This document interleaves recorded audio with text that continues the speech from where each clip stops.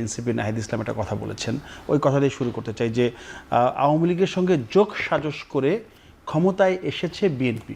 যদি রাশেদ ভাই টেনে বলতে চাই বলবে, আগে আপনার কাছে আসতে চাই যে এতদিন পরে এসে এই কথা কেন বলছে, এবং এও বলেছে যে স্বৈরাচারের বিচারের ক্ষেত্রে কোনো আপোষ চলবে না।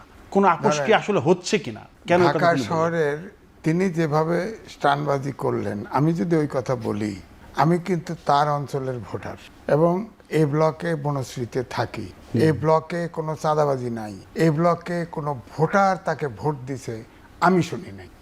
তিনি তো পাস করলেন, তিনি পাস করলেন কেমন? কারা ভোট দিল? এই প্রশ্ন এই জন্য বলছি, বলা যায় অনেক কথা মুখে বলা যায়, যদিও আমি অনিয়ার এই কথাটা বলার উচিত হয় নাই, কিন্তু এরকম তো ঘটনা তো এরকম। উনি যেটা বললেন সেদিন হয়েছে বাসি, ওনারা দাবি যাই করুক না কেন ওনাদের কোনো দাবি বাস্তবায়ন হবে না, কারণ ওনারা শেষ। ওনারা ইউনূস সাহেব যখন তাদের ব্যবহার করে শেষ হয়ে যাবে কেন? হ্যাঁ, এনসিপি শেষ, কারণ প্রথমে জামাতের কোলে ঢুকে গেছে, এরপরে শুরুতে ইউনূস সাহেব মব হিসাবে তাদের ব্যবহার করে প্রত্যেকটা মিনিস্ট্রিতে বসায় দিয়ে সব তরুণদেরকে বিতর্কিত করে ফেলছে। যদি নেপালের মতো ইলেকশনটার সময় মতো হতো, ইউনূস সাহেব যদি তার নিজের স্বার্থের বাইরে যেতেন, তাহলে কিন্তু নেপালের মতো রেজাল্ট হতে পারতো। এই নাহিদ ইসলাম হয়তো প্রধানমন্ত্রী হতে পারতো। ডক্টর ইউনূস তো এমন আভাস দিয়েছিলেন যে এখনকার ছাত্ররা যারা রাজনীতি তিনি আভাস দিয়েছিলেন যে 100 বছর পরে, কারণ সে হেঁটে যেত, মানুষ পাশ থেকে বলতো আপনি 5 বছর থাকেন, আপনি 10 বছর থাকেন, কেউ করতো 100 বছর থাকেন। আচ্ছা, ওনার হিসেব করে নাই, যে বলছে সে হিসেব করে নাই উনি একটা মানুষের জীবন কত দিনের, এই হিসাব করে নাই। সুতরাং আমি মনে করব এই এনসিপিকে ধ্বংস করার জন্য এনসিপি দায়ী। আর জামাত ইসলাম আপনি খেয়াল করে দেখেন দ্বিচারিতা কত। জামাত ইসলামের প্রত্যেকটা নেতা, তাদের ছেলে মেয়ে কেউ আপনার এই মাদ্রাসা অনুসরণ করে লেখাপড়া করেনি, তারা কাউকে ইমাম বানায়নি, সব আধুনিক শিক্ষায়, বিজ্ঞান শিক্ষায়, বিদেশে লেখাপড়া, বিদেশে বাস, এগুলি করে। অথচ এখানে আপনার ওই ধর্মীয় উন্মাদনা তৈরি করে সাধারণ লোককে কাতারবদ্ধ করে, ব্যস্ত দোজকের অংশ হয়ে এটা করে। সুতরাং এটাও ওই ইলেকশনের পরে, ইলেকশনের শেষের দিকে এই আপনার জান্নাতের টিকিট বেচে অনেক টাকা পয়সা বিতরণ করছে। আপনি খেয়াল করে দেখেন ইসলামী ব্যাংক থেকে কত টাকা নিয়েছে, বিভিন্ন ব্যাংক থেকে কত। সংসদে বলেছিলেন যে 22,000 কোটি টাকার মতো। জামাত ইসলাম আসলে আমি কিন্তু মনে করি না যে এটা সার্বজনীন রাজনৈতিক দল, কারণ আপনি দেখেন তারা মালিক না, কিন্তু তাদের অধীনে অনেকগুলো সংগঠন আছে। এই সংগঠনে জামাতের বাইরে, জামাতের সমর্থকের বাইরে কেউ চাকরি করে না। জামাত যদি ক্ষমতায় আসে তাহলে বাইরের কেউ, এই যে আমরা 3 জন আছি, কেউ জামাতের কোনো আনুকূল্য আমরা পাবো না। সুতরাং জামাত আমাদের সরকার হবে না। সুতরাং এই কারণেই নির্বাচনের শেষের দিকে একটা আওয়াজ কিন্তু উঠেছিল তলে তলে, টাকা পয়সা খরচ, জান্নাতের টিকিট। আরে এদেশের 80% লোক গ্রামে বাস করে, আমরা কিন্তু ধর্ম অন্ধ না, ধর্মের অনুসারী। যখন জান্নাতের কথা কয়, সাধারণ নারী গ্রামের, তারা কিন্তু পুরুষ মনে করে যে জান্নাত একটা ভোট দিলে যদি জান্নাত পাই, হ্যাঁ, এই কারণে একটা ভাব উঠছিল। পরে যখন তাফালিংটা বেশি শুরু করে দিছে তখন, এবং রাস্তাঘাটে এই যে যেমন কি ব্যারিস্টার শাহরিয়ার কবির বললেন, সে তো দেশের এই আন্দোলনের সময়ও ছিল না, তাকে চেহারাও দেখে নাই কেউ, সেও আপনার তাকে দেখে নাই, সেও রাস্তাঘাটে 1000 টাকার নোট বিতরণ করছে, ঢাকা শহরে বিক্রি করছে, ভিডিওতে আমরা দেখেছি। হ্যাঁ, ভিডিওতে দেখছেন তো। সুতরাং তখন অনেকের ভিতরে ধারণা তৈরি হয়েছিল জামাত হঠাৎ ক্ষমতায় যেতেও পারে। তখনই কিন্তু একটা নিউ পোলারাইজেশন ঘটে গেছে, যে জামাত ক্ষমতায় যাওয়া মানে অন্ধকার যুগে ঢুকে যাওয়া। সুতরাং তখন দেখেন এই দেশের যত মাইনরিটি আছে সব মাইনরিটি তাদের ভোট দেয় নাই, এবং আওয়ামী লীগের ভোট সব জায়গায় জামাতকে দিচ্ছে এমন না, তবে জামাতের আওয়ামী লীগের ভোট বেশি পাইছে, তবে সেন্টার টু সেন্টার ভেরি করেছে। যেখানে প্রার্থী আওয়ামী লীগের প্রতি অনুগত ছিল, অর্থাৎ আওয়ামী লীগদের সেন্টার টেন্টার দিবে এটা অনুমান করছে, তাকে ভোট দিছে। যেমন আমার এলাকায় জামাত পাস করছে, কারণ আমার এলাকায় বিএনপির যে নমিনেশন, সেই নমিনেশন সঠিক হয় নাই, হবে কেমনে? আপনি ধরেন এই যে টাঙ্গাইলে আপনি চলেন, একটা ব্যারিস্টার, সে পার বিএনপি, নিখাত বিএনপি, সে একটা কলেজের গভর্নিং বডির আপনার চেয়ারম্যান, বাস বিএনপির এমপি তার বউকে হঠাৎ জোর করে আইনে জাতীয় বিশ্ববিদ্যালয় থেকে আইনে তার বউরে চেয়ারম্যান বানাইছে। বলেন তাহলে ওখানে কি হবে? ওখানে কি হবে? ভবিষ্যতে ওই এমপির ভাগ্যে কি থাকবে বলেন? আমি তো এখনো কোনো ব্যবস্থা দেখছি না। সে তো প্রেস কনফারেন্স করেছে, সে তো পেপারে দিছে, আমার কাছে সব ভিডিও আছে। এগুলো তো অপরাধ, এগুলো তো জি অন্যায়। আসবে আপনার কাছে যেতে চাই রাশেদ খান। আপনি একটু বলবেন সেটা হচ্ছে যে আজকে হাসনাত আবদুল্লাহ চুয়াডাঙ্গার একটি পথসভায় তিনি একটা কথা বলেছেন যে বাংলাদেশের মানুষ ও পুলিশের সঙ্গে প্রতারণা করেছে বিএনপি, এবং তিনি বলেছেন যে জনগণ যাদের প্রত্যাখ্যান করেছে সরকার তাদের গুরুত্বপূর্ণ পদে বসাচ্ছে। ইঙ্গিতটা আমার মনে হয় আপনাকে দিলেন কিনা আমি ঠিক বুঝলাম না।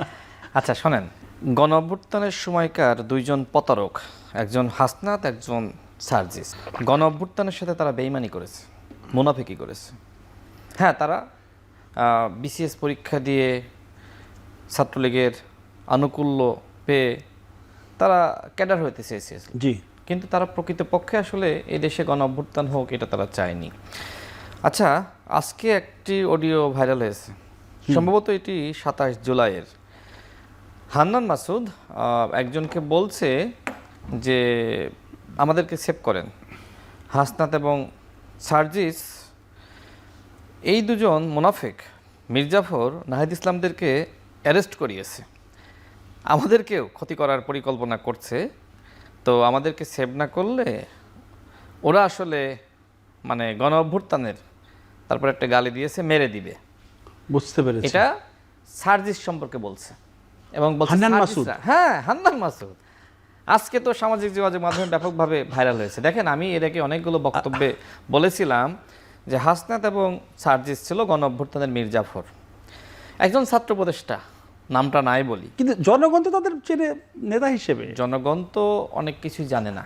আমি একটু শেষ করি। আচ্ছা, দেখেন, একজন ছাত্র উপদেষ্টা 7 আগস্ট রাতে আমাকে বলেছিল হাসনাত এবং সার্জিস জনগণের সাথে বেইমানি করেছে, ঠিক এই লাইনটা।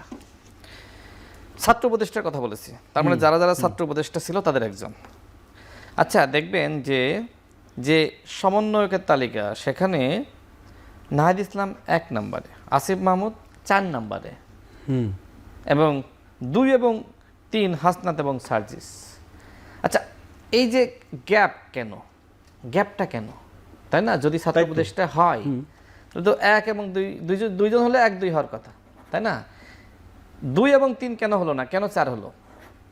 এর কারণটা হলো ওই 2 এবং 3 ছিল মির্জাফর এবং 2 এবং 3 ছিল হাসনাত এবং সার্জিস। দেখেন, যে সময় হাসনাত, সার্জিস, এরপরে আপনার আবু বকর মজুমদার, নাহিদ ইসলাম, আসিফ মাহমুদ, নুসরাত তাবাসসুম, তারা যে সময় ডিবি হেফাজতে, আমরা তো এটাই জেনেছি, তাই না? কিন্তু প্রকৃতপক্ষে ঘটনা হলো হাসনাত এবং সার্জিস নিজেরা স্বেচ্ছায় ডিবি হেফাজতে গিয়েছিল এবং তারা গোয়েন্দা সংস্থাকে বলেছিল যে ওদের 4 জনকে আপনারা এইভাবে হেফাজতে রেখেছেন, আমাদেরকে বাইরে রাখলে আমরা তো বিতর্কিত হই, সেক্ষেত্রে আপনারা যে এজেন্ডা বাস্তবায়ন করতে চান সেটা তো আমরা পারবো না, আমাদেরকেও বিতর্ক মুক্ত করতে ওদের সাথে রাখেন। কারণ তারা কিন্তু বিশ্বাস করেন কেন আপনি বিশ্বাস করবেন না? আমি ব্যাখ্যা দিই, শোনেন। অবাক হচ্ছি আমি। একটা টেলিভিশনে কি আমি এসে এখানে হাওয়ালাত করব? আপনার কি মনে হয়? একদম নতুন কথা, জি বলেন। আচ্ছা শোনেন, তো যে সময় আসিফ মাহমুদ, নাহিদ ইসলামদেরকে যে সময় পুলিশ নির্যাতন করছিল, ঠিক ওই সময় হাসনাত এবং সার্জিসকে জুস খাওয়াচ্ছিল, তাও পুকুর পাড়ে। যে সময় হ্যান্ডকাপ পরিয়ে নাহিদদেরকে নিয়ে যাচ্ছিল, সেই সময় কোনো হ্যান্ডকাপ নাই, এইভাবে মানে হাতছাড়া অবস্থায় তারা ঘুরতেছিল পুকুর পাড়ে। এগুলো আপনি নাহিদ ইসলামকে জিজ্ঞেস করেন। আমি গণ অভ্যুত্থান নিয়ে মোটামুটি একটা স্টাডি করেছি, মানে কোথায় আমি রাজনৈতিক যে সমীকরণ সেটা তো আমি দেখেছি বা আমি সেটার সাথে ছিলাম, কিন্তু এর বাইরে কি হয়েছিল, রিফাত রশিদরা কোথায় ছিল, হান্নান মাসুদরা কোথায় ছিল, কারা তাদেরকে নিরাপত্তা দিয়েছিল, আই নো এভরিথিং। কি হয়েছিল সেটাও আমি জানি, এবং ওই 6 জন ওইখানে কি হয়েছিল সেটাও আমি জানি। আপনি আসিফ মাহমুদকে জিজ্ঞেস করেন, আপনার শোতে মনে হয় সামনে আসবে ইনশাআল্লাহ, জিজ্ঞেস করবেন যে রাশেদ খান এই কথা বলেছিল যে যে সময় আপনারা মার খাচ্ছিলেন হাসনাত এবং সার্জিস জুস খাচ্ছিল, তো সেই হাসনাত তো বলবে এই কথাবার্তা, তার এলাকায় সে তো রিট করে এমপি হয়েছে। হাসনাত আবদুল্লাহ প্রকৃতপক্ষে রিট করে এমপি হয়েছে, ওই এলাকায় বিএনপির একজন প্রার্থী থাকলে হাসনাত আবদুল্লাহ এমপি হইতে পারে। এই যে ডিসি নিয়োগের কেলেঙ্কারি আপনার কি মিথ্যা মনে হয়? এনসিবি কেলেঙ্কারি মিথ্যা মনে হয়? এগুলো দরবেশ বাবা তানভীরকে দিয়ে হাসনাত এবং সার্জিস করিয়েছিল। আপনি কি ভুলে গিয়েছেন সেই রূপায়ণ কার্যালয়ের সামনে একজন নারী সার্জিসের কাছে 7 লাখ টাকা দিতে এসেছিল, দেওয়ার কথা ছিল 10 লাখ, 3 লাখ দেয়নি, এই জন্য ক্ষুব্ধ হয়েছিল। কিসের টাকা? কাজ পাইয়ে দিবে এই জন্য টাকা নিচ্ছে বকশিস। এর আগে সব মিলিয়ে 48 লাখ টাকা দিয়েছিল, তাই না? আমরা কি এইগুলো ভুলে গিয়েছি? আচ্ছা দেখেন, সার্জিস আলম কি বলেছিল যে আমরা সবসময় অন্তর্বর্তীকালীন সরকারকে মিস করব, কারণ ওই সরকারের সময় উপদেষ্টাদের বেডরুমে ঢুকে যেতে পেরেছি। ভাই বলে নাই? বলছে তো, বলেছে। তার মানে এখন তারা বিএনপি সরকার সমালোচনা কেন করছে? একটাই সমস্যা, বিএনপি সরকার আইনের শাসন প্রতিষ্ঠা করেছে, চাইলে এখন কোনো সচিবের রুমে তারা ঢুকতে পারে না, চাইলে এখন কোনো মন্ত্রীর রুমে তারা ঢুকতে পারে না। 18 মাসে যে মানে লুটপাটটা তারা করলো, এর প্রতিবেদন তো স্বয়ং টিআইবি তারা প্রকাশ করেছে যে অন্তর্বর্তীকালীন সরকারের সময় ইতিহাসের সবথেকে বেশি ঘুষ লেনদেন হয়েছে। অন্য সরকারের সময় তো এত বেশি ঘুষ লেনদেন হয়নি। টিআইবি বলছে হাসনাত এবং সার্জিসের সরকারের সময় এটি হয়েছে। ভাই বললেন না যে নেপালের মতন নাহিদ ইসলাম তো বাংলাদেশে প্রধানমন্ত্রী হতে পারতো, হইল না কেন? হইল না একটাই কারণ, কারণ আপনি সরকারে থাকবেন আবার দল গঠন করবেন মন্ত্রীপাড়ার বাসায় বসে, এটা কি হয় নাকি? নাহিদ ইসলাম একটি কিংস পার্টি গঠন করেছেন সরকারে থাকা অবস্থায়। ভাই বললেন যে এনসিপি বলতে কিছু না, হ্যাঁ আমিও বলি এনসিপি একটা সময় কিংস পার্টি হিসেবে তারা আত্মপ্রকাশ করেছিল ডক্টর মোহাম্মদ ইউনূসের ছত্রছায়ায় বা অন্তর্বর্তীকালীন সরকারের সহযোগিতায়। পরবর্তীতে দেখবেন যে ডাক্তার যারা প্রগতিশীল মানা তারা কিন্তু বের হয়ে গেছে, তারা বের হয়ে গেছে। এখন যারা আছে অ্যাকচুয়ালি তারা মূলত জামাত এবং শিবিরের সাবেক কর্মী, জামাত এবং শিবিরের সাবেক কর্মী ছাড়া এনসিপিতে আর কিচ্ছু নাই। হ্যাঁ নাহিদ ইসলামরা গণঅভ্যুত্থানের নেতা, বাট আব্দুল্লাহিল বাকি নাহিদ ইসলামের অত্যন্ত ঘনিষ্ঠ, হ্যাঁ হাসনাত সার্জিসদের ঘনিষ্ঠ এবং এনসিপির অ্যাক্টিভিস্ট হিসেবে সবাই জানে। সে ফেসবুকে লিখেছিল যে এনসিপির 6 জন এমপির 6 জনই কোনো না কোনোভাবে শিবিরের রাজনীতির সাথে জড়িত। 4 জন সরাসরি শিবির করেছে আর 2 জন আপনার শিবিরের কোচিং সেন্টারে ক্লাস নিয়েছে। শিবিরের কোচিং সেন্টারে যারা ক্লাস নেয় এরা শিবির না করলে ক্লাস নিতে দেয় না, এই কথা সে ওইভাবে ব্যাখ্যা করেছে আর কি। এই জন্য কি ওই 6 জনই পাস করলো আর বাকিদেরকে পাস করেনি নাকি? কারণ তারা জামাত তাদের অনুসন্ধান করে সমর্থন দেখেছে যে কারা পাস করার পরে আমাদের এজেন্ডা বাস্তবায়ন করবে। তো দেখলো যে এই 6 জনই মোটামুটি এজেন্ডা বাস্তবায়ন করবে, এই জন্য এই 6 জনকে জামাত ইসলাম টাকা দিয়ে পাস করিয়েছে। আমরা দেখেছিলাম সারোয়ার তুষার, সাইফ মুস্তাফিজের আসনে কিন্তু ওনারা বারবার অভিযোগ করছিল তাদেরকে আসলে জামায়াতের পক্ষ থেকে সেই ধরনের সুবিধা দেয়া হচ্ছে না, দল হিসেবে তারা জোট করেছিল। আচ্ছা তারা কিন্তু অভিযোগ করেছিল। তো তাহলে তো আপনি তো আরেকজন প্রমাণ, আপনার কাছে তো আমার থেকে বেশি তথ্য আছে। দেখেন তুষার সাহেব এখন তো জামাতের নেতা হয়ে গেছেন, ওই সময় তিনি এনসিপির নেতা ছিলেন, তিনি ওই সময় জামাতের বিরুদ্ধে বিশাল বিপ্লবী ছিলেন।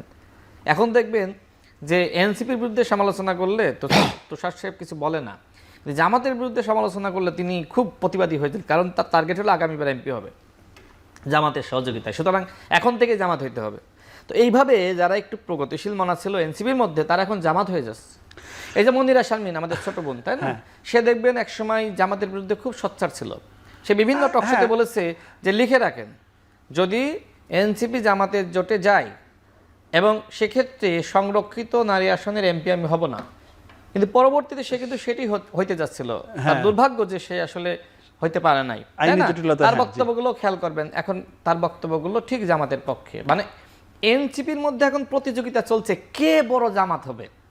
তো এই প্রতিযোগিতা যদি এনসিপির মধ্যে চলে, এনসিপি থাকে, তো ভাই যেটি বললেন এনসিপি এখন শেষ হয়ে গেছে, আমিও বলবো যে এনসিপি আর জামাতের ভিতরে এখন কোনো পার্থক্য নেই। 1 মিনিটে শেষ করি। এনসিপি জামাত, জামাতি এনসিপি, এনসিপির সমস্ত কার্যক্রম এখন জামাত চালাচ্ছে। আমি শুরুতে বলেছিলাম, আপনি বললেন যে সময় আসলে জুলাই পদযাত্রা শুরু হলো সে সময় দেখবেন যে বৃষ্টির মধ্যে খরা, এনসিপির খরা, লোক হচ্ছে না, খুব মানে একটা মানসিকভাবে ভেঙে পড়লো যে গত বছরও তো অনেক লোক এসেছিল দেখার জন্য, শোনার জন্য, এখন তো কেউ আসে না। এরপরে হাসনাত এবং সার্জিস যেখানে যায় জামাতের আমিরকে ফোন দেয়, আমরা তো আপনাদেরই ছেলে পেলে, আপনাদের জন্যই কাজ করছি, আমরা তো ভোকাল, আমরা তো এখনো পর্যন্ত তৃণমূলকে সংগঠিত করতে পারে নাই, তো আপনারা যদি আমাদের বক্তব্য শুনতে না আসেন, লোকজন না ফাটান, তো সেক্ষেত্রে কিভাবে 11 দলীয় জোট থাকবে? 2 দল তো চলে গেছে, আমরা হয়তো ভবিষ্যতে চলে যাবো না, এইভাবে থ্রেট দিয়ে লোকজন নিয়ে আসে, বুঝতেছেন কিছু? তো যাই হোক, এনসিপি নতুন যে বন্দোবস্ত শুরু করেছিল, তো ভণ্ডবস্ত শুরু করার কারণে কিন্তু এটাকে আপনি কি বলেন, ভণ্ডবস্ত? আচ্ছা, নতুন শব্দ আরেকটা। না শোনেন, আমি চেয়েছিলাম যে আমি স্বাভাবিকভাবে সবসময় খুব সহনশীল কথা বলতাম। আচ্ছা, কিন্তু এই নাসিরউদ্দিন পাটোয়ারিরা যে সময় বিএনপির বর্ষিয়ান নেতা, বিএনপি সংগ্রামী মহাসচিব, তাকে নিয়ে বলে যে মির্জা ফখরুল ইসলাম আলমগীর সাহেব মন্ত্রী হওয়ার যোগ্যতা রাখে না, কিসের রাষ্ট্রপতি হবে? আচ্ছা আমাকে বলেন তো, এই নাসিরউদ্দিন পাটোয়ারি সে কি মির্জা ফখরুল ইসলাম আলমগীর সাহেবের জুতা টানার যোগ্যতা রাখে? এই যোগ্যতা তারা আছে? আজিজ ভাইয়ের সেটা কাছে আরএফএল কোম্পানিতে চাকরি করতো। আজিজ ভাইয়ের- এরপরে যাই হোক বিভিন্ন সময় আন্দোলনে অংশ নিয়েছে, ঠিক আছে। কিন্তু অধিকাংশ সময় সে চাকরি করেছে। আজকে গণঅভ্যুত্থানের পরে দেখেন এই মুক্ত দুনিয়ায় পুলিশের পটকালে একটা প্রোগ্রামে যাচ্ছে, পুলিশি পাহারায় সে বলছে যে তারেক রহমানের সরকারের গদিতে আগুন জ্বালাতে হবে। দেখেন পুলিশি পাহারায় এই বাংলাদেশে, শেষ করে এই লাইনটা, এই বাংলাদেশে কখনো এই ধরনের ঘটনা ঘটেছে যে পুলিশি প্রোটেকশনে সরকারি দলের পতন ঘটেছে? হয়েছে? এটা হয় নাই তো। হইলে তো ওই জাতীয় পার্টি আওয়ামী লীগের পতন ঘটিয়ে ফেলতে পারতো, পারে নাই তো। সুতরাং এখন আমাদের যে বিরোধী দল, প্রকৃতপক্ষে এদেশের জনগণ তাদেরকে বিরোধী দল হিসেবে মানতেছে না, গুনতেছে না। এই জন্য তারা প্রতিনিয়ত হুঙ্কার দিতেছে। এই যে শাহরিয়ার কবিরের কথা ভাই বললেন, হ্যাঁ, টকশো শুরু হওয়ার আগে তিনি বলেছিলেন যে যখন সে দেশবিরোধী কথাবার্তা বলে তখন আমি তার ছাড় দিয়ে কথা বলি নাই, তিনি অনেক কথা বলেছেন। আমি বলতে চাই এই শাহরিয়ার কবিররা জামাতের বুদ্ধিজীবী। শিবির এবং জামাতের যেখানে রাজনৈতিক প্রশিক্ষণ হয় সেখানে প্রশিক্ষক হিসেবে থাকে এই শাহরিয়ার কবিররা। শাহরিয়ার কবির বলল যে ভারতে যে আন্দোলন হয়েছে, ককরোচ জনতা পার্টির আন্দোলন, এইটা নাকি জামাত করিয়েছে। জামাত যদি ভারতে আন্দোলন করতে পারে, বাংলাদেশে কেন পারবে না?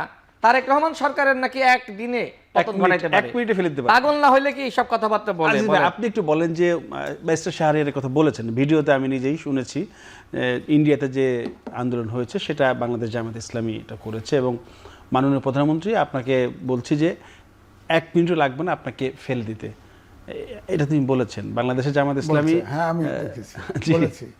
আপনি শুনেছেন? ভারতের যে আন্দোলন সেটা তো অলরেডি ডাইট ডাউন করে গেছে, আচ্ছা, ফেলে দিবে কি করে?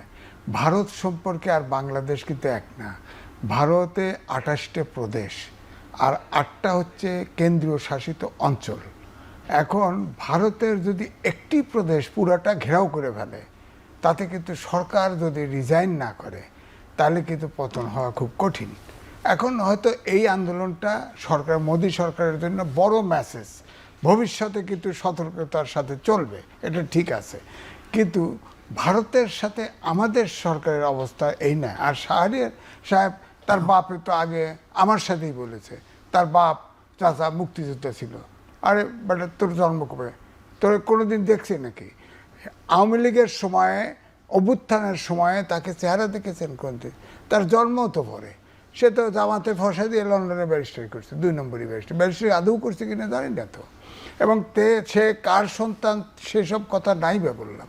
তো সুতরাং আমার কথা হলো, তারা কিন্তু আলোচনার বিষয়বস্তু হওয়া উচিত না, যারা মিথ্যা কথা বলে। আচ্ছা, প্রত্যেকটা কথায় মিথ্যা কথা বলে। যেমন আমিও মিথ্যা কথা বলতে পারি, কিন্তু হাসা মিথ্যা কথা বলি না। আমার আপনার বিষয় একদম জহি মিথ্যা কথা, তার ভিতরে কোনো সত্যর কোনো লেশ নাই, ওরকম মিথ্যা কথা অন্তত আমি বলি না। হ্যাঁ, সে আমাকে এক সময় বলছিল যে 71-এর কথা বললে কি পাছা চুলকায়? বলেন তো, এটা ল্যাঙ্গুয়েজ? আপনাকে বলেছে? হ্যাঁ, আমাকে বলছিল। মানে কি কোনো টক শোতে নাকি? টক শোতে। আচ্ছা, তা আপনার জবাব কি ছিল? আমার জবাব ছিল, তো রাজাকে তো পাছায় ঢুকাই দেবো বলছিলাম তো। এটা তো ভাইরাল হচ্ছে। কিন্তু ওই যে 71-এর কথা হলে পাছা চুলকায়, ওইটা বট বাহিনী কেটে দিছে, কেটে দিয়ে আমার এই অংশটা ছেড়ে দিছে। বলছি আপনারটা ওটা ছেড়ে দিছে, ওইটা বলেন। ভাই একটু অডিওটা শোনাবো, ভাইয়ের কথা বলার মাঝে ভাইয়ের কথা বলতে সহজ হবে, একটু শোনাই অডিওটা। জি, হান্নান মাসুদের বক্তব্য একটু শোনেন পুরোটা, 1 মিনিট 12 সেকেন্ড। জাতি জানার গুরুত্বপূর্ণ বিষয়। আমরা হচ্ছে কুয়েত মিত্র হসপিটালে, সেখানে মোটামুটি আটকে আছি। আমাদেরকে এমবাসি থেকে জানানো হয়েছে যে আপনার এই আমরা এখন সিকিউর না, আমাদেরকে মানে হচ্ছে আপনার করে আমরা এখন সিকিউর না, আমাদের নিরাপত্তা দিতে হবে। ওনারা আমাদের নিরাপত্তা দিতে চাচ্ছেন, ওনাদের এমবাসি সেফ হাউস তৈরি করতে চাচ্ছে আমাদের জন্য। এখন আছে করার জন্য আমাদেরকে হচ্ছে দ্রুত মানে হচ্ছে আমাদের সমন্বয় কাদের নামে, কোথায় কি কারা হামলা করছে, কোথায় গুলি, ভালো ইয়ে হচ্ছে, মানে এটা দরকার। ওনারা চাচ্ছেন যে আমাদেরকে আজকেদের মধ্যে ওনাদের সেফ হাউস তৈরি করে আমাদেরকে নিরাপত্তা দিই। তার একটা বিষয় হচ্ছে যদি আমরা যদি ঢুকে যাই তাহলে পরে এই সার্জিসেরা আন্দোলনের ফুটকি মেরে দিবে, মানে হচ্ছে ওরা তো বুঝেন আমাদের ঢুকানোর ইয়েতে আছে, বেনাইদেরা তো নিয়ে গেছে। ঠিক তো দেখেন আমি যেটা বলছিলাম, দেখেন এটা আপনি যে বললেন না যে আপনি যে কথাগুলো বলতেছেন নতুন, এই কথা 27 জুলাই হান্নান মাসুদ বলেছে। কাকে উদ্দেশ্য করে? এই হাসনাত এবং সার্জিসকে উদ্দেশ্য করে। দেখেন বলছে সার্জিস রা, রা মানে কি? রার সাথে আছে হাসনাত। হাসনাত এবং সার্জিস ছিল গণঅভ্যুত্থানের খলনায়ক, আর প্রকৃত নায়ক ছিল এই হান্নান মাসুদরা। হ্যাঁ, গণঅভ্যুত্থানের পরে তাদের নিয়ে অনেক সমালোচনা আমিও করেছি, আছে বাস্তবতাও আছে, যেমন থানা থেকে চাঁদাবাজদেরকে ছাড়িয়ে আনা, এ নিয়ে আমরা সমালোচনা করেছি। আপনি করেছেন, হ্যাঁ, আমরা করেছি, জি। বন্দরের উপদেষ্টা হিসেবে সমালোচনা করেছে, কিন্তু গণঅভ্যুত্থানে তাদের ভূমিকা আছে। আজকে যেখানে এই অডিও ভাইরাল হয়েছে, আমারে বলেন যে রাশেদ খান কি আসলে এতদিন মিথ্যা বলছে? হ্যাঁ, এখানে হান্নান মাসুদকে জিজ্ঞেস করেন, টকশোতে তো সামনে মনে আসবে, জিজ্ঞেস করবেন যে আপনার তো এই অডিও শুনলাম। শোনেন, হান্নান মাসুদ সে গণঅভ্যুত্থানের পরে বিভিন্ন মিটিংয়ে এই হাসনাত এবং সার্জিসকে মীর জাফর বেঈমান তাদেরকে মিটিং থেকে বের করে দেওয়ার জন্য নানান ধরনের সে কিন্তু চেষ্টা করেছে, অর্থাৎ তার ভিতরে সেই সততা ছিল। নাহিদ ইসলাম এই মীর জাফরদেরকে রক্ষা করেছে। এই হাসনাত এবং সার্জিস নামক মীর জাফরদেরকে রক্ষা করে নাহিদ ইসলাম গণঅভ্যুত্থানের রক্তের সাথে বেঈমানি করেছে। যে এম এ আজিজ আপনি একটু বলবেন, সেটা হচ্ছে যে রাশেদ খান বেশ কয়েকবার বলেছে আর কি, অনেক কথা আজকে মানে নতুন মনে হয়েছে আমার কাছে। সেটা হচ্ছে যে হাসনাত সার্জিসটা যখন ডিবি অফিসের পুকুর পাড়ে জুস খাচ্ছিল, ঠিক তখন ভেতরে নাহিদদেরকে পেটানো হচ্ছিল। আবার হাসনাত সার্জিসরাই মানে গণঅভ্যুত্থানের সাথে বেঈমানি তারাই করেছে।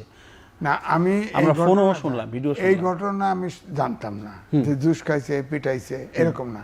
তবে আমরা জানতাম এই দুইজন এই মুভমেন্টের নেতা ছিল না। আর তাহলে তো একই কথা হয়। তারা হ্যাঁ, তারা এই হারুনের ভাতের হোটেলে ধরে নিয়ে গিয়ে তাদের নেতা বানাইছে, ধরে নিয়েছে ভাতের হোটেলে যারা গেছে তারাই নেতা, এইরকম। কিন্তু এই যে কোল্ড ড্রিঙ্ক খাওয়াইছে আবার পিটাইছে এদেরকে, এই কাহিনী আমি জানতাম না। তবে এইটাও জানি, আমার কাছে একটা ভিডিও আছে, আমি ধরে নিয়েছি এটা এআই করছে। হাসনাতকে আমি গুলি করা ভিডিও আছে, গুলি করতেছে। এটা ওটাই সঠিক না, এটা সঠিক না, ওটা হয়তো এআই করছে, এটা সঠিক না, আমি ধরে নিলাম। জুস খাইছে ওটা সঠিক। জুস খাইতে সে যেহেতু ছিল, সে তার না না, আমি যারা ছিল তাদের কাছে শুনছি। আমি অত এই অংশটা জানি না। জুস খাওয়া তো খারাপ না, ভালো জিনিস খাইতেছে, সমস্যা কি? আন্দোলনের মেইন স্ট্রিমে ছিল না, এটা আমি আগেই জানতাম। ঠিক আছে। আচ্ছা ভাই, আরেকটা বিষয়, সেটা হচ্ছে যে নাহিদ এবং হাসনাত বা অন্য যারা আছে তারা ইদানিং বলতেছে যে আপনার যে কোনো সময় ঢাকা থেকে বড় আন্দোলনের ডাক আসবে, আপনারা প্রস্তুত থাকেন। জামায়াতের আমিরও বলেছে যে ঘরে ঘরে দুর্গ গড়ে তুলতে হবে। মানে কি সত্যি কোনো বড় আন্দোলন কি আসছে কিনা? মানে এত আন্দোলন ডাক কেন, কি হচ্ছে এখন? ঘরে ঘরে দুর্গ গড়ে তোলার কথা বলেছিল শেখ মুজিব। এখন তো জামায়াতের আমির বললেন, আমি সেইটা জানতে চাইছি। তখন যে সময় ছিল দুর্গ গড়ারই সময় ছিল, এখন সময় না, গড়ার সময় নাই। জামাতও এখন কিন্তু খাদের কিনারে চলে গেছে। আপনি দেখেন সংসদ ভবনে বসে আইন করছে যে আওয়ামী লীগের যে অ্যাক্টিভিটিস নিষিদ্ধ রেখে, যেটা করা হয়েছে নিষিদ্ধ রেখে অধ্যাদেশ, সন্ত্রাস বিরোধী অধ্যাদেশ পাশ করেছে। এনসিপি অবশ্য বয়কট করেছে, জামাত ইসলাম কিন্তু উপস্থিত ছিল। তারা ভাবছে আওয়ামী লীগকে নিষিদ্ধ করছে, সমস্যা নাই। এখন ধরেন আপনারা আন্দোলনে বলতেছে না যে ঘরে ঘরে দুর্গ গড়ে তুলবে, অস্ত্র পাওয়া যাচ্ছে তো। আর্মি অস্ত্র জামাতের সদস্যদের বাড়িতে স্টক করা হচ্ছে। আর রাস্তায় এখনও তো শান্তিপূর্ণ মিছিল করতেছে, করুক না, একটা আইনশৃঙ্খলা পরিস্থিতির অবনতি ঘটাক না, নিষিদ্ধ হবে তো, দাবি উঠবে তো, নিষিদ্ধ করতে হবে। অন্ধকারের শক্তি রাজনীতি, যেটা আন্তর্জাতিক রাজনীতি, যারা এদেশের 18 কোটির প্রতিনিধি না, যাদের গোপন থাকে, গুপ্ত সুপ্ত হিসাবে থাকে অন্য দলে, গুপ্ত রাজনীতিবিদদের তো রাজনীতি, গণতান্ত্রিক রাজনীতি অ্যালাউ করা উচিত না। সেই সূত্রেই তাদের নিষিদ্ধ করে দেওয়া উচিত, নিষিদ্ধ করে দেবে হয়তো। কারণ হচ্ছে ধরেন যদি আপনি গুপ্ত রাজনীতি অ্যালাউ করেন, তাহলে হরকাতুল জেহাদ কি করেছে, আনসারুল্লাহ বাঙালের টিম কি করেছে, এই যে আপনার হিল ট্যাক্সের স্বাধীনতা চায়, হ্যাঁ, সে তো এখন শুনছি মিজোরামে আশ্রয় নিয়ে আছে। স্বাধীনতার সংগ্রাম, তাদেরকেও আইডিয়া দেন, তাদেরকে অধিকার দেন, তারা তো গুপ্ত রাজনীতি করতেছে। তো গুপ্ত রাজনীতি গণতান্ত্রিক রাজনীতির সাথে যায় না। সুতরাং গুপ্ত রাজনীতি যারা করবে, আন্তর্জাতিক, আগে নাম ছিল কি, বাংলাদেশ পাকিস্তান, জামাত ইসলাম পাকিস্তান, জামাত ইসলাম ভারত, জামাত ইসলাম অমুক, অর্থাৎ এটা আন্তর্জাতিক একটা ছিল। নিবন্ধন পাওয়ার জন্য তারা বাংলাদেশ জামাত ইসলাম হলো। তা আমার কথা হচ্ছে যে তারা এখনো বাংলাদেশের সার্বজনীন রাজনৈতিক দল না। তার প্রমাণ আমি দিলাম যে প্রত্যেকটা প্রতিষ্ঠানে আপনি দেন, এমনি জনশ্রুতি আছে, তারা গরু জবাই করলেও ফকির জামাতেরটা খুঁজে বার করে, অন্যরে দেয় না। সুতরাং এই পার্টি তো ক্ষমতা আসা উচিত না, আসতে দেওয়াও যাবে না। এবং এই জন্য আমি বলবো, এখন যে সংসদে যে কিছু সদস্য, প্রায় 5-6 জন সদস্য যে কেলেঙ্কারিগুলো করতেছে, যেসব আওয়াজগুলি দিচ্ছ, জামাত তো শেষ, জামাত শেষ, আমি লিখেছি তো, জামাত শেষ, তাদের বক্তব্যই কর। আপনি দেখেন আব্দুল্লাহ মোহাম্মদ তাহের, তিনি বলছেন আমি শিশু মুক্তিযোদ্ধা, সংসদের দাবি করছে, সংসদের দাবি করছে। তারপরে আর এক সংসদ সদস্য, সে বলছে না সংসদে আপনার পর্দা দরকার, ওয়াশিং মেশিন দরকার, বলছে না। আর একজনকে জামাত নিজেই তদন্ত করছে, তদন্ত করে দেখা গেছে তার পরকীয়া না, সে যে একটা শিশুর সাথে প্রেম করছে, 18 বছরের নিচে হলে শিশু, টিনেজার, কত চেষ্টা করছে, সে জামাত তদন্ত করে বের করছে যে না এটা সঠিক, যেটা ওয়েবসাইটে পাওয়া গেছে, ভাইরাল হয়ে গেছে, এটা সঠিক। এই লোক জামাতের পক্ষ থেকে নানাভাবে এটাকে বলা হচ্ছিল এটা এআই, এটা ঠিক না, এটা প্রথম থেকে বলছিল, প্রথম থেকে বলা হচ্ছিল, এমনকি ওই মেয়ের বাবা মাকেও সাক্ষী হিসেবে হাজির করা হয়েছিল, চাপে পড়ে তাই করছে, হয়তো টাকা দিয়ে করছে, অসৎ লোক চাইছে তাই করতে পারে। কিন্তু জামাত তো তদন্ত করে পারছে, তার পেয়েছে যে তার নৈতিক স্খলন, তাকে বহিষ্কার করেছে। এই বহিষ্কার আদেশ এটা স্পিকারের কাছে জানাইছে, ইলেকশন কমিশনের কাছে জানাইছে, স্পিকার ইলেকশন কমিশন। আমার মতে তাকে বহিষ্কার করা উচিত না, থাকলেও নৈতিক জল, কারণ ওটা একটা গ্যাংগ্রিন, যতক্ষণ 10 দিন সংসদে থাকবে ততদিন জামাতের প্রতীক হয়ে থাকবে। আর দেখেন এখন বলে সাদাবাজ, দুর্নীতি, অমক সমক, ইয়াবা ইত্যাদি ইত্যাদি। আরে এখন তো মাজার, মক্তব সব জায়গায় রেপ, ধর্ষণ, বলৎকার, এটা মহামারী আকার ধারণ করেছে। বেগম খালেদা জিয়া একবার দেখেন অ্যাসিড থ্রোয়িং শুরু হয়েছিল মহামারী আকারে, আইন করলো ক্যাপিটাল পানিশমেন্ট, এরপরে এখন নাই।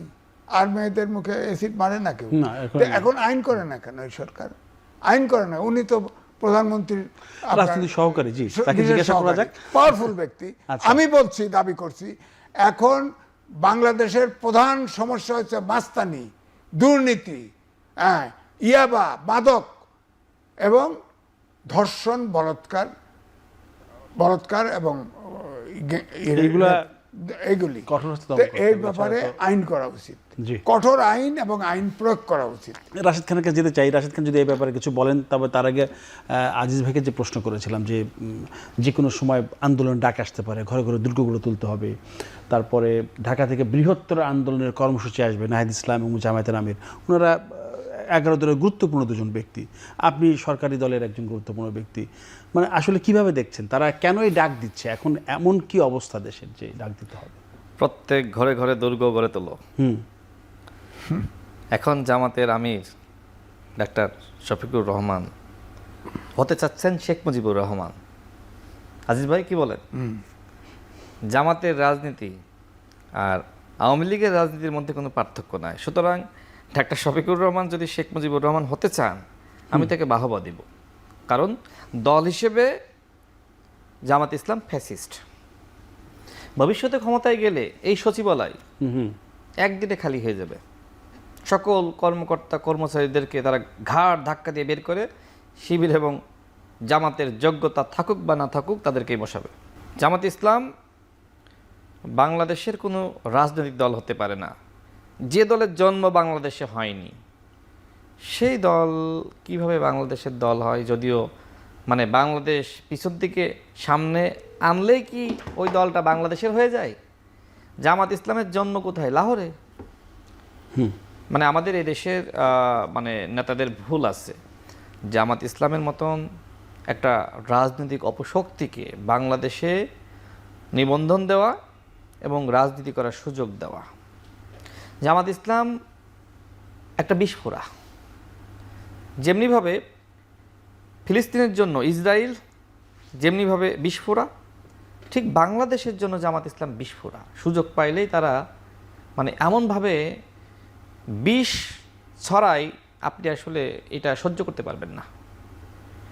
দেখেন, আমরা ভাবছিলাম যে গণ অভ্যুত্থানের পরে হয়তো জামাত ইসলাম ভালো হয়ে যেতে পারে, কারণ যে সময় বিএনপির সাথে জোটে ছিল জামাত ইসলাম মজলুম ছিল, তাই না? যে কারণে জামাত ইসলামের রূপটা আমরা দেখতে পারি নাই। এখন যেমন আওয়ামী লীগ অনেকটা মজলুমের মতনই যদি আপনি ধরেন, ঠিক আছে, তাদের মানে এখন কোথাও তাণ্ডব নাই, তাদের কিচ্ছু রাজনৈতিক নাই, কর্মকাণ্ড নেই, ঠিক তারা আছে, এক এখন প্রকার জি। মজলুমই মনে হচ্ছে হ্যাঁ, পালিয়ে আওয়ামী পালিয়ে লীগ, বেড়াচ্ছে। তাই না? পালিয়ে বেড়াইলে, লুকিয়ে থাকলে, আঘাত করলে পাল্টা আঘাত না করলে কি বলে? মজলুম বলে বলে। না? জি। তো আওয়ামী লীগ দেখেন এখন ওই যে মজলুমের মতনই মনে হচ্ছে। ঠিক আওয়ামী লীগকে আমরা যেমনিভাবে চিনতে ভুল করতেছি এখন, ঠিক জামাত ইসলামকেও আসলে আমরা চিনতে ভুল করেছি, বিশেষ করে আমাদের মতো তরুণরা। আজিজ ভাইরা অনেক সময় সমালোচনা করতো, মাঝে মধ্যে ভাবতাম খামাখা সমালোচনা করে। তো এখন তো বাস্তবতা দেখতেছি যে দল বাংলাদেশের প্রধান বিরোধী দল হওয়ার পরে এইভাবে জালিম হইতে পারে, ক্ষমতায় গেলে তারা কি করতে পারে বলেন তো? আচ্ছা, যে সময় বিএনপি বাংলাদেশের প্রধান বিরোধী দল ছিল, বিএনপির কোনো এমপি এই কেলেঙ্কারিতে জড়িয়েছে, কোনো অপকর্ম করেছে? এখন দেখেন যে তাদের কি অবস্থা। আমি জনগণকে বলবো, হ্যাঁ ভাই যেটি বললেন তার সাথে একমত, যে একটা সময় যেটি হয়েছিল গ্রামগঞ্জের মানুষ 1000 টাকার নোটকে তারা জান্নাতের নোট মনে করেছে, মানে টিকিট মনে করেছে। এটা হয়েছে। জামাত ইসলাম এই নির্বাচনকে টার্গেট নিয়েছিল যে এইবার আমাদের যে জনপ্রিয়তা, বিশেষ করে ছাত্র সংসদ নির্বাচনে তাদের তারা যেভাবে জনপ্রিয়তা, জয় পেয়েছে আর কি। হ্যাঁ, জয় দেখে তারা ভাবলো এইবার আমরা জাতীয় নির্বাচনে কেউ আটকাতে পারবে না। Over confidence. ফেসবুকে সরকার গঠন করলো, ডক্টর শফিকুর রহমান হয়ে গেলেন প্রধানমন্ত্রী। যে সময় বাস্তবে ঘোষণা করা হলো, ধপাস করে পড়লেন। এরপরে তিনি প্রতিনিয়ত গণ অভ্যুত্থানের হুমকি দিচ্ছেন। ডাক্তার শফিকুর রহমান স্বপ্ন দেখছেন এনিহাও আমাকে প্রধানমন্ত্রী হইতে হবে, তিনি এই স্বপ্ন দেখছেন। কিন্তু জামাত ইসলাম এই বাংলাদেশে ক্ষমতায় আসার যোগ্যতা রাখে না, এমনকি অধিকারও রাখে না। বাংলাদেশে জামাত ইসলাম ক্ষমতায় আসার অধিকার রাখে না। কারণটা কি? জামাত ইসলাম বাংলাদেশের শুধুমাত্র স্বাধীনতার বিরোধী শক্তি না, তারা এই বাংলাদেশের যেহেতু অস্তিত্বে বিশ্বাস করে নাই, জন্মে বিশ্বাস করে নাই, তাদের হাতে সার্বভৌমত্ব নিরাপদ নয়, রাষ্ট্রযন্ত্র এইটা মনে করে। এই জন্য আমি আপনাকে এতটুকু বলি, যেদিন জামাত ইসলাম বাংলাদেশে এনিহাও জান্নাতের টিকিট বিতরণ করে, টাকা পয়সা দিয়ে ভোট কিনে, কোনো একটা মেকানিজম করে ক্ষমতায় আসবে, জামাত ইসলাম ক্ষমতায় আসার পরে একদিনও টিকতে পারবে না। এই যে এখন শাহরিয়ার সাহেবরা, জামাতের কথিত বুদ্ধিজীবীরা বলছে না, একদিনের মধ্যে জামাত ইসলাম নাকি বিএনপির পতন ঘটাইতে পারে। ভারতের আন্দোলন নাকি তারা করাইছে। কত বড় আহম্মক! না, উনি বলেছেন 1 মিনিটে প্রধানমন্ত্রীকে ফেলে 1 দেয়া মিনিটে? সম্ভব। জি, 1 মিনিট। আমি তো কই থেকে পড়বো এখন কত? আপনি তো 24 ঘন্টার কথা বলছেন। আমি তো একদিনের কথা বলতে আচ্ছা, উনি পারছি। বলছেন 1 মিনিটে। আপনি বলেন, মানে এই সব মানে মাথার ভিতর গোবর না থাকলে তো এরকম কথাবার্তা বলা যায় না। এম এ আজিজ মির্জা ফখরুল ইসলাম আলমগীর, বিএনপির মহাসচিব এবং স্থানীয় সরকার মন্ত্রী, তিনি রংপুরের একটি প্রোগ্রামে আজকে বলেছেন, জামায়াত আমিরকে উদ্দেশ্য করে তিনি বলেছেন যে আপনি আপনার দলের গঠনতন্ত্র পড়ে দেখেন যে আপনার দল গণতান্ত্রিক দল কিনা, এমন একটি প্রশ্ন তিনি রেখেছেন। কারণ এর আগে আপনি বারবার বলছিলেন যে জামাত আসলে কোনো দলই না, তারা সার্বজনীন দল না। যদি এই বিষয়ে আপনি মির্জা ফখরুলের বক্তব্যের মন্তব্য করবেন। দল জামাত ইসলাম বলে ইসলামিক দল। ইসলামিক দল যদি হয় তাহলে শরিয়া আইন মানতে হবে, শরিয়া আইন মানে না, কয় ধাপে ধাপে বাস্তবায়ন। নির্বাচন ইস্তেহারে বলে কিন্তু না। নির্বাচনের ইস্তেহারই আগে বলে। তারা অনেক শুরু থেকে তারা বল তারা শরিয়া ভিত্তিক দল, কিন্তু নির্বাচনের আগে আবার তারা সেটা আমি আপনার উঠিয়ে নিয়েছিল। আপনার সময়ও এই স্লোগান দিছে। হ্যাঁ। জামাতের লোক বলছে সব সময় আল্লাহর আইন চাই, সৎ লোকের শাসন চাই। এই স্লোগান এই স্লোগান তো এখন দেখি না, দেখেন না, কারণ ওরাও বৈষয়িক হয়ে গেছে। ওই যে রেপ করে, জেনা করে, আরে সাংবাদিকরা জিজ্ঞেস করতে আব্দুল্লাহ মোহাম্মদ তাহেরকে যে পরকিয়া করছে, এটা কি করে? না, ধর্ষণের সাথে পরকিয়া ভালো। তো এটা তো উৎসাহিত করে। মুসলমান আইনে আছে যে 4 জনকে বিয়ে করা যায়, এটা তো বলা আছে। সেটা তো বিভিন্ন অবস্থা পরিপ্রেক্ষিতের ভিত্তিতে ইসলামে অনেক বিধিবিধান আছে। হুট করে আপনি 4টা বিয়ে কেন করবেন? আগের বিবাহিত স্ত্রীর অনুমতি লাগবে, সেটাই, অনুমতি লাগবে। অনেক ব্যাপার স্যাপার আছে। খালি মুখ দিয়ে কয়ে ফেললে তো হবে না। আপনার 4টে বিয়ে, এখন সবকিছু হালাল করে দিবেন, এইটা দিবেন, তা তো হবে না। এই জন্য আমি বলি যে জামাত যেটা বলা হয়েছে যে ইসলামিক দল না, এটা কোনো দলের ফিলোসফি নাই। এখন পর্যন্ত জামাত সম্পর্কে আমি কনফিউজ, এদের রাজনীতিটা কি। ডাইরেক্ট ইসলামিক দলগুলো তো মনে করে না। এই যে হেফাজতের কথা বললো, হেফাজত যারা বেরিয়ে যাচ্ছে, তাতে জামাত ইসলামকে ইসলামিক দল মনে করে না। হ্যাঁ, মওদুদির দল, মওদুদির তো এটা বিষয়, মওদুদের কোনো ছেলে জামাত ইসলাম করে না। হ্যাঁ, আপনি তাদের কেউ জামাত ইসলামে নেই, তারা আধুনিক শিক্ষা শিক্ষিত। আপনি বলেন সাবেক গোলাম আজমের ছেলে, মতিউর রহমানের নিজামীর ছেলে, বর্তমান জামাতের আমির, একজনও ইসলামিক লাইনে পড়ছে? সবগুলো আধুনিক, সবগুলো বিদেশে লেখাপড়া করছে। আর সাধারণ লোকজন জামাত করে, গরিব দুঃখী যারা গ্রামে বাস করে। আরে আমি গ্রামে গেছি, আপনার গ্রামের মানে পাকঘর আর ঘর ছাড়া সে চেনে না। হ্যাঁ, সেও মনে করে যে তারা তো আশা করে যে জামাত ইসলামী হচ্ছে ইসলামের দল, সৎ লোকের শাসন হবে, দেশে শান্তি শৃঙ্খলা আসবে এবং আমরা জান্নাতে যাওয়ার জন্য। বাস্তবে তো এখন আমার কথা হলো প্রায় 8 থেকে 9 জন সংসদ সদস্য, তারা যত রকম হাসি রস্যের কথা বলছে, এবং পরকীয়া বলেন, ধর্ষণ বলেন, শিশু ধর্ষণ বলেন, এবং প্রত্যেকটা আপনি দেখেন, এই যে শাহরিয়ার কবির সম্পর্কে বললেন, আমার কাছে আছে যে এই যে মাদ্রাসায় যে ধর্ষণ করে, এটা শাস্তি, এটা বড় অপরাধ না। 12 রাকাত নামাজ পড়লেই গুনাহ মাফ হয়ে যায়। ধর্ষণকে উৎসাহিত করা হয় না, বলাৎকারকে উৎসাহিত করা হয় না। সুতরাং যারা এই আইন করা কঠিন আইন করা উচিত, যে বলাৎকার, ধর্ষণ, পরকীয়াকে যে উৎসাহিত করবে, তার ক্যাপিটাল পানিশমেন্ট হওয়া উচিত।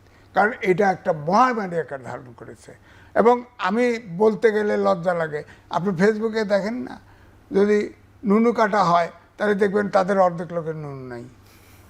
জামাতের দেখেন বড় বড় নেতারা পোলাপান ফাইলেই চুমু খায়, পোলাপান খাইলেই চুমু খায়। এগুলি কি রোগাগ্রস্ত? তো জামাত রোগাগ্রস্ত, সবগুলো লোকের চিকিৎসা দরকার। তারা সবগুলো কিন্তু সেক্সুয়াল রোগে ভুগছে। ওটা তো আদর স্নেহ করেন, ওনারা বলেন যে তারা শিশুদের আদর স্নেহ করে। আদর স্নেহ পাবলিকলি করার দরকার নাই তো। আদর করলে যে গরিব লোক, তাকে গরিব লোককে সাহায্য করেন, সমস্যা নাই। এবং আপনি এইভাবে পাবলিকলি আদর স্নেহ করার তো দরকার নেই।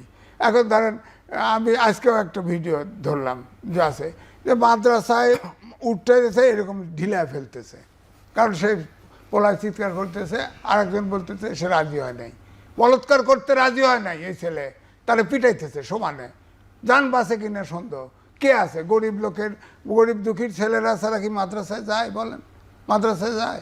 মাদ্রাসায় যায় না। সেই সুযোগটা কি নেয়? সেই সুযোগটা কি সবাই নিচ্ছে? নিচ্ছে। কারণ এটা তো তারা যেভাবে ইসলামকে প্রতিষ্ঠিত করতে চায়, সেটা হলো, আমি তো বললাম যে বলৎকার বড় দোষ না, এটা শাস্তি। 12 রাকাত নামাজ পড়লেই গুনাহ মাফ হয়ে যায়। তো বলৎকার করা যায় ইনডাইরেক্টলি, তাই তো তাই মনে হয়। জি, তাই তো। আচ্ছা, রাশেদ খান, আপনি এটা একটা কথা জানতে চাচ্ছি, সেটা হচ্ছে যে মানে হাসান আবদুল্লাহ কিছুদিন আগে, রিসেন্টলি না, সম্ভবত 2 সপ্তাহ আগে বলেছিলেন যে 24শে জুলাইয়ে যদি ছাত্ররা মাঠে না নামতো, তাহলে বিএনপির নেতাকর্মীরা এখন ঢাকার রাজপথে রিক্সা চালাতেন। মানে 24শে জুলাই যদি বিএনপি নেতাকর্মীরা কি মাঠে বলৎকার করতে তো করে নাই নাকি? জি, মাদ্রাসায় চাকরি নিয়ে বলৎকার করবে না, রিক্সা চালাতে, ভালো কথা, কাজ তো। আচ্ছা, 4 মিনিট বলেন আপনার জন্য।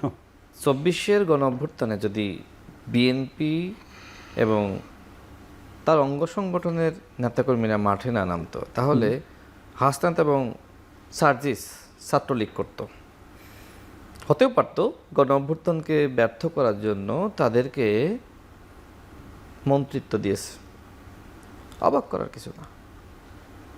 আমি একবার নয়, 1000 বার, লাখো বার, কোটি বার বলবো, গণ অভ্যুত্থানে হাসনাত এবং সার্জিসের যে ভূমিকা, সেটা মীর জাফরগিরির ভূমিকা। আমি আপনাকে চ্যালেঞ্জ করেই বললাম, হাসনাত এবং সার্জিসকে প্রতিহত করার জন্য 3 আগস্ট সমন্বয়কদের একটি অংশকে দায়িত্ব দেওয়া হয়েছিল এবং তারা প্রস্তুত ছিল। একজন সহ সমন্বয়ক এবি জুবায়ের, আচ্ছা, ঢাকা বিশ্ববিদ্যালয়ের আমরা দেখেছি, শিক্ষার্থী, জি, চিনেন না? চিনি, হ্যাঁ। দেখবেন ওই সময়কার ভিডিও ছবি সে হাসনাতের সামনে এইভাবে দাঁড়িয়ে আছে, এইভাবে, যাতে করে হাসনাত কি করে, হ্যাঁ, মানে এক দফার ঘোষণাকে বানচাল করে কিনা ওই প্রক্রিয়াকে প্রতিহত করার জন্য এবি জুবায়ের প্রস্তুত ছিল হাসনাত এবং সার্জিসকে। তাদের ওই মানে যদি এক দফাকে বানচালের কোনো চেষ্টা করে, কারণ তারা 19 জুলাই সংলাপ করেছে, তারা বিনিয়ামিন মোল্লাদেরকে ধাক্কা দিয়ে বের করে দিয়েছে, ছাত্র অধিকার পরিষদের সাবেক সভাপতি। অনেক কুৎসিত ইতিহাস আছে হাসনাত এবং সার্জিসের গণ অভ্যুত্থানের সময়কার। হাসিনাকে রক্ষার জন্য এমন কোনো চেষ্টা নাই যা হাসনাত এবং সার্জিস করে নাই। আমার অনেকের সাথে তো কথা হয়, কিছু কিছু সমন্বয়ক বলে যে ভাই মাঝে মধ্যে নাহিদ ইসলাম ভাইয়ের উপরে রাগ হয়, ক্ষোভ হয় যে গণ অভ্যুত্থানের খলনায়কদেরকে তিনি অভ্যুত্থানের পরে নায়ক বানিয়েছেন। আপনি যদি কখনো নাহিদ ইসলামের কোনো সাক্ষাৎকার গ্রহণ করেন, প্রশ্ন করবেন যে শোনা যায় যে আপনি এবং আসিফরা যে সময় ভূমিকা রাখছিলেন জনগণের পক্ষে, সেই সময় হাসনাত এবং সার্জিস জনগণের বিরুদ্ধে ভূমিকা রাখছিল, এই ঘটনা ঘটেছিল আমরা শুনি। আপনি কেন গণ অভ্যুত্থানের প্রকৃত ইতিহাসটা লেখেন না? আসিফ মাহমুদ যে বই লিখেছে, আমি একদিন তাকে জিজ্ঞেস করলাম যে তুমি যে বই লিখেছো, আমার জুনিয়র, ঢাকা বিশ্ববিদ্যালয়ে বলা যায় যে ওকে আমি ছাত্র রাজনীতি শেখানো থেকে শুরু করে আমার সাথে রাখা, আমার সাথে খুব ঘনিষ্ঠ সম্পর্ক ছিল। আপনাদের সাথে তো ছিল, যতটুকু আমরা দেখি আর কি, সেও সেটা স্বীকার করে। সে শপথ নেওয়ার আগের দিন আমার সাথে কথা হয়, সে আমার প্রতি বেশ কৃতজ্ঞতা স্বীকার করেছিল যে ভাই আপনার হাত ধরে এই পর্যন্ত এসেছি।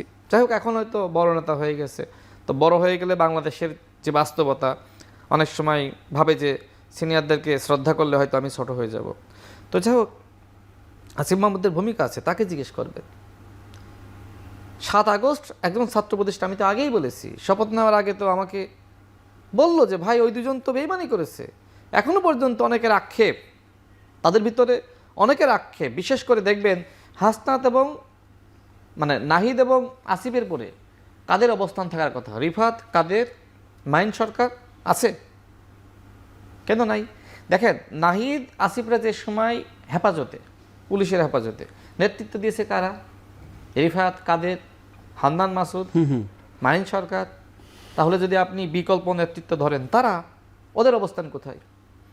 এনসিপি এই কারণে টিকবে না, ওদের অভিশাপে টিকবে না এনসিপি, কারণ নাহিদ ইসলাম ওদের সাথে টোটালি বৈষম্য করেছে হাসনাত এবং সার্জিসকে রক্ষা করার জন্য। নাহিদ ইসলামের কিছু দুর্বলতার কারণে আমার কাছে মনে হয় সে এই কাজটা করে, কারণ নাহিদ ইসলামদের অবর্তমানে সারা বাংলাদেশের জনগণের কাছে কিন্তু এরা নেতা হয়েছিল এই 4 জন, এটা তো বাস্তব, তাই না? তো নাহিদ ইসলাম কি আসলে এইটা মনে করে যে আসলে ওদেরকে বেশি গুরুত্ব দিলে আসলে ওরা ভবিষ্যতে আমাকে ছাড়িয়ে যেতে পারে, এই জন্য মাঝখানে একটা গ্যাপ রাখে হাসনাত এবং সার্জিসকে দিয়ে? দেখেন রাজনীতি বাংলাদেশের এত নোংরা, মানে এইভাবে যাকে আমরা এত বিশ্বাস করি, আমরা শুনি, আমি শুনেছি হাদিসে নাকি এরকম আছে যে কিয়ামত যত ঘনিয়ে আসবে মানুষ সত্যকে মিথ্যা আর মিথ্যাকে সত্য মনে করবে।